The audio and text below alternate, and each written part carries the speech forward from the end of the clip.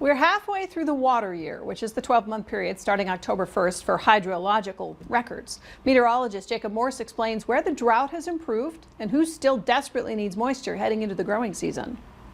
At the start of the water year on October 1st, practically the entire state was experiencing drought conditions, with 59% in the extreme drought category. Improvements have certainly been made in the 6 months since then, as 54% of the state is now experiencing drought conditions, with only 7% of North Dakota in the extreme category. However, there's a very stark difference in conditions in western areas versus eastern parts of the state.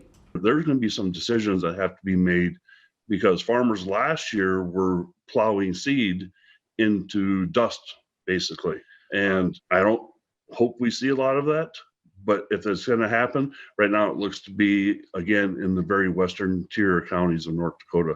Precipitation statistics for the first half of the water year show Bismarck, Minot, and Dickinson about an inch above normal, while Williston has received about an inch less than normal to date.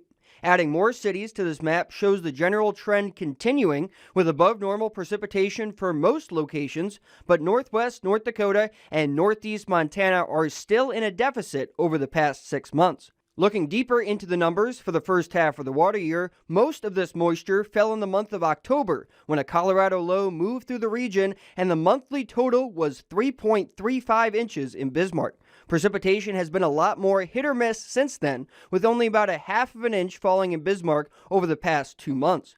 Since the start of 2022, most of North Dakota has seen below normal precipitation, with some areas receiving less than 25% of normal. You get out to the very southwest part of the state and up in the northwest corner, there's a lot of reports coming from people out in the field that talk about their wetlands are not full, their stock dams, livestock ponds, they're short of water as well. So really a lack of snow out there in this winter has created problems for them in that they've gone through the spring melt season and they've seen very little to no runoff.